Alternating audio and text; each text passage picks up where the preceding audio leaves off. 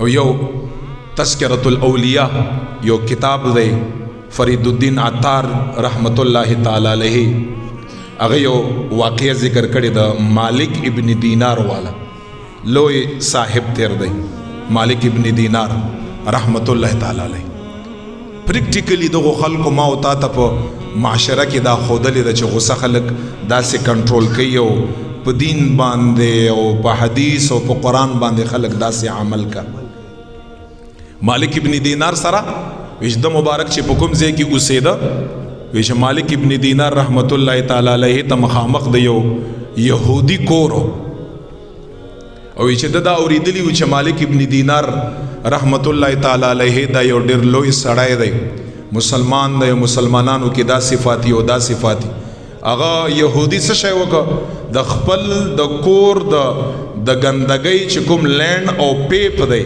هغه بالکل مالک ابن دینار رحمت الله تعالی علیه د کور دروازې خولې ته ور برابر څومره ګند بچ راته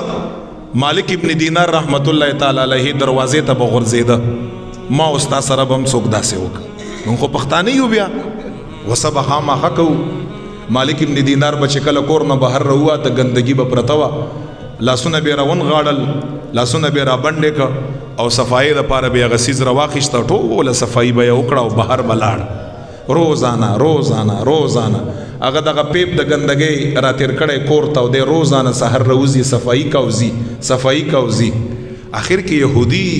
ډېر زیات حیران شو ګندګي پرته وه دیم بهر دروازې سره ولاړ دی مالک ابن دینار ته فرمایي چې قربان تعالی غوسه نه ارځي ته غوسه کېږي نه ستا څه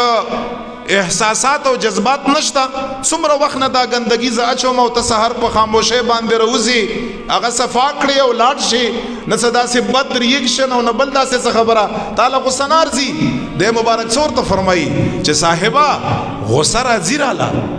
غوسه ولې نه راځي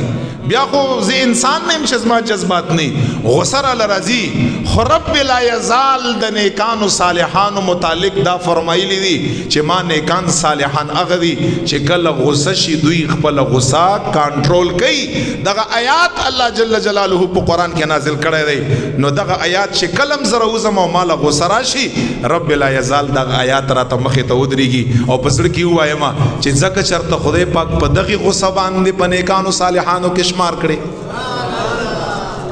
ځکه خدای پاک نن د دغې غوسې په کنټرول باندې په نیکانو صالح زه خو صفایي نه کړم تا ته صفایي ښکاري زه خپل ځان په نیکانو صالحانو لیسټ کې د شاملېدو کوشش کړم ورته فرمایي نوره غوسه راځي راله خامخا راله راځي خو دغه آیات راته مخې ته دی چې رب فرمایي چې زما محبوبان هغه دي چې کله غوسه ورشي او خپله غوسه کنټرول کا تا ته خو ظاهري داسې ښکاري چې زه ګند صفا کوم خدا داسې په حقیقت کې خبره دا ده چې زه خپل ځان په نیکانو صالحانو کې راولم چې په هغې کې زه راشم